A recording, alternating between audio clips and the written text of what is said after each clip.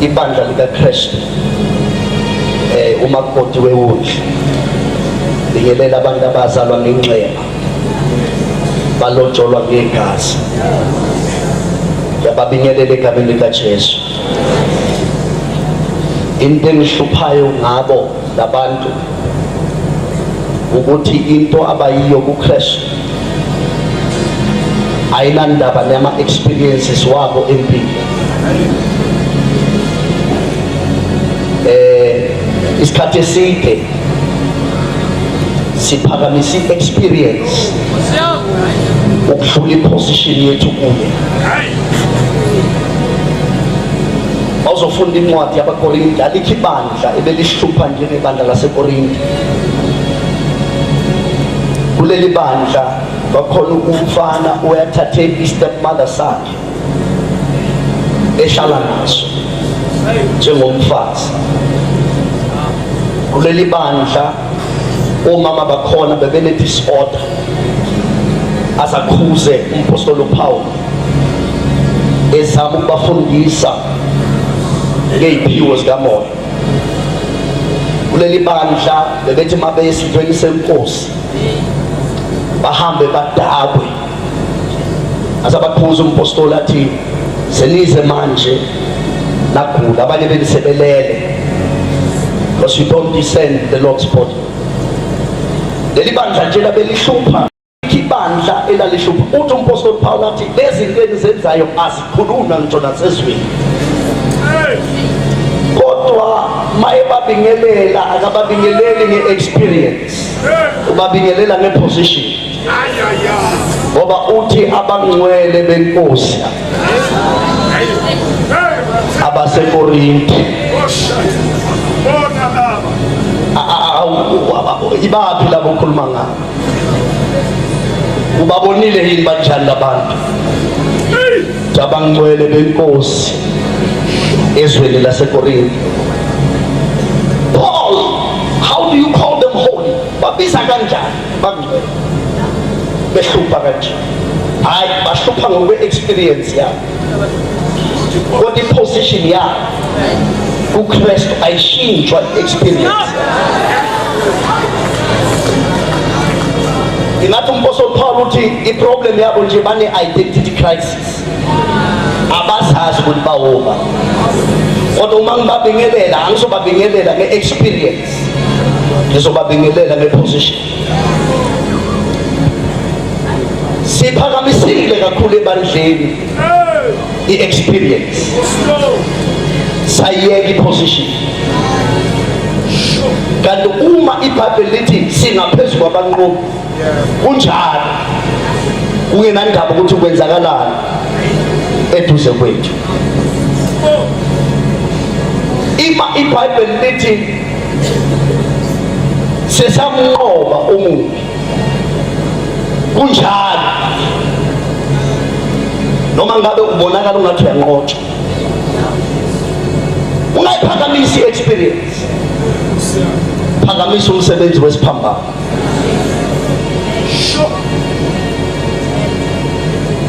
Ngoba into engihluphayo, ngizofunda ivesi, into engihluphayo ile ethi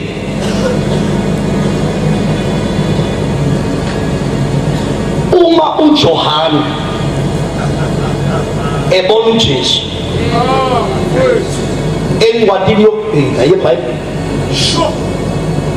incwadi yeSamuel, uthi bhekani ngabona iwundlu elahlatshwa umhlaba ukakasekela. Ade nginikeza inkinga lento ukuthi umhlaba awukho kodwa iwundlu lahlatshwa.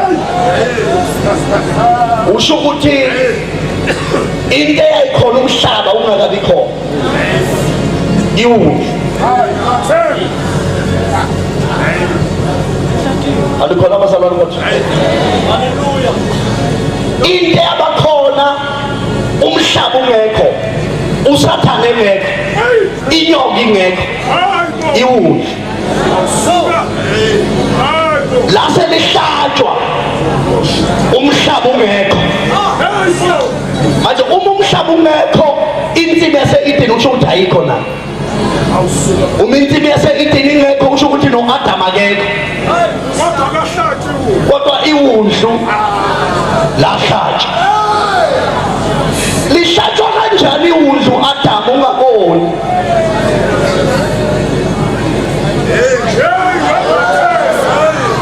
umpostoli uPaula encwadini yama-Efesu chapter 1 ukhuluma ngezinto 3 dimensions of the will of God ukhuluma nge-pleasure of his will akhulume nge-mystery of his will mina bagama i-pleasure yentando yakhe noma intokozo noma ubumnandi bentando yakhe ila khona i-student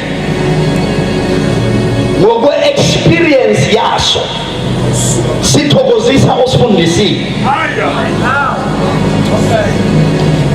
It is when the instructed gives joy and pleasure to the instructor. Kamela bagama uthi uNkulunkulu intando yami ine pleasure ngale ndlela yokuthi I cannot have a good time by myself until labe bafundisile nabo benentokozo enginayo ngabo. Ingakho asisibambeni ngoba sibanjele. Uthi umpostoli uPaula wasalwana uthi ngiphokophelela kuphi ukuze ngenze njani ngibambe lokhu uKristu ngibambe ngakho. So uKristu sengibambe angihambi mina ngiyozibambela ngibambe into engibanjele. Ilento ukuthi uma kukhulunywa nge-type of Christ entabeni yaseMoriya inqa impondo zayo zayibanjwe esihlahleni ukuze u-Abraham angagcwala intaba ejaha inqa kodwa abambe lokho osokubambile. Thina bazalwane into yethu nje ukuthi siyobambe sibanjele manje inkinga yethu siyazama ukuzibambela sishiye sibanjele kwangathi besingazazi ukuthi singobani kuye singabi sagcwala intaba siqonde esihlahleni siyoba lokho kubanjile.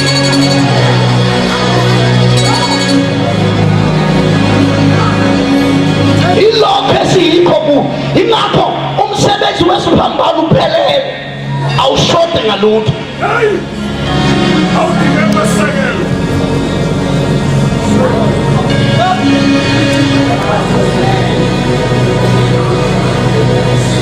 Ayisiphelele bazalwane kuPhresha abekhuluma nge-pleasure bese khuluma nge-mystery. I-mystery usho ukuthi i-mystery yilento okuthiwa ama-unsearchable truths noma ngabe ungayifuna it's unsearchable ngaphandle kokuthi uyambulelwe. Naye sithathe engiyakuyo abesethi kule ntando kune-counsel yini counsel ishe kube i-advisory board. Sethi uNkulunkulu uthi umpostoli Paul wahlala phansi uSimakade eyikomiti wathi sizomenza umuntu kuleli komiti kodwa manje masesibenzile siyambona elimali ensimini siyambona futhi esuka entandweni kule mhlangano i-executive yayisebuza senze njani. No, let us beat the snake at his own game. Asishaye inyoka kwigame yayo. Inyoka izoletha inkinga. Asiletheni thina kuleli komiti isixazulule inkinga engakabi khona. Ikomiti kaselethi isixazululo sisodwa mhla isono sesingenile emhlabeni uzisusa. Wasethiwa ebaphakadeni alihlatshwe iwundlu liyisixazululo sento engekho.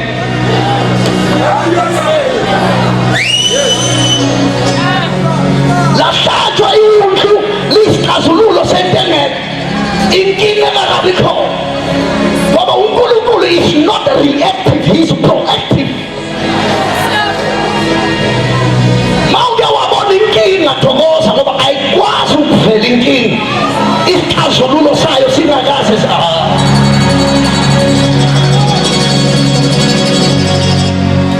when you see a problem rejoice ngoba kusho ukuthi isixazululo sikhona. Sikhona isixazululo ngoba ujwayele ukubeka isolution iproblem ingakabi khona. Why is that it? Time will now reveal lo msebenzi owenziwe in eternity. Wayeseqala emfihla njalo uJesu, wafihlwa kuGenesis eyimbewu yesifazane, wahamba isikhathi wafihlwa ku-Exodus eyiwundlu lephasika, wahamba wafika kuLeviticus ewumpristi omkhulu, wafika kuDeuteronomy 18:18 ewumprofethi ofana noMoses izomvuselwa ngey'khathi lezi, waya kuNumbers as the teacher of the law, wafika kuJoshua efihliwe khona as the captain of the host, wafika kuma-judges efihliwe as the just judge, umehlulelo olungileyo, wangena kuRuth as the kinsman redeemer, wasuka lapho wangena ku-1 and 2 Samuel efika kuDavid as the beloved of the Lord, othandwa yinkosi, wangena encwadini yamakhosi okuqala namakhosi yesibili eyinkosi ephakamele wonke amakhosi, wangena encwadini ya-1 and 2 Chronicles naye vela khona but he is the omnipotent one, wadlula wangena encwadini ka-Ezra as the rebuilder of the temple, wafika encwadini kaNehemiah as the rebuilder of the ingane, ovusa ingane. But basambhekile uJobe wathi hayi ngiyambona umhlengi wa elingilanga lekhama zokhona,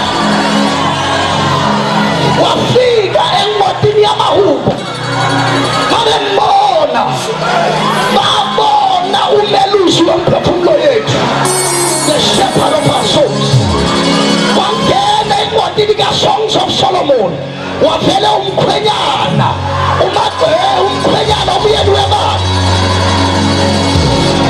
wadlula wangena encwadini the Proverbs as the wisdom of God, evela njengokuhlakanipha kaSimakade, wadlula lapho wathi wangena kumshumayeli, waphenduka the greatest preacher of all times, wadlula encwadini kaMshumayeli wangena encwadini kaIsaya, wathi mayembona uEsaya wathi for unto us the child is born and the son is given. Wadlula encwadini kaIsaya wafika wangena encwadini kaJeremiah as the weeping prophet, the man of sorrow.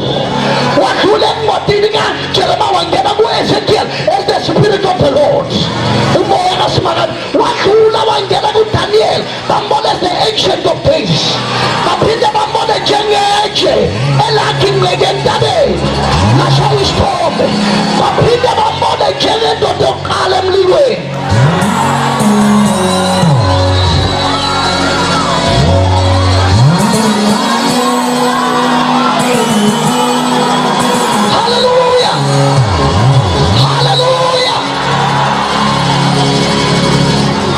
Thina masikhuluma sithi uyindoda esine, qala uyindoda esine, uyindoda yokuqala, asikwazi ukusakaya umlilo ngaphandle kwayo.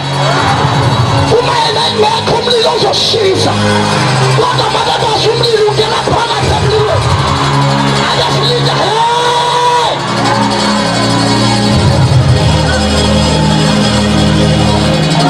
wadlula wangena khona encwadini kaHoseya umyeni othambekele kunkosikazi ungathembakele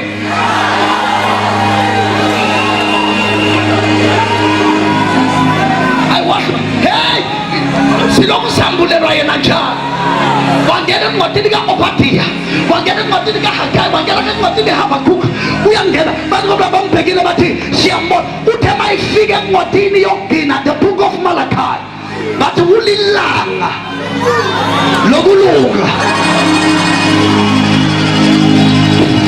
incwadi yokugcina yetestamenti elidala yathi uyililanga lokulunga laselithi thina itestamenti elisha incwadi yokugcina yathi thina we are the moon siyinyanga yena uyilanga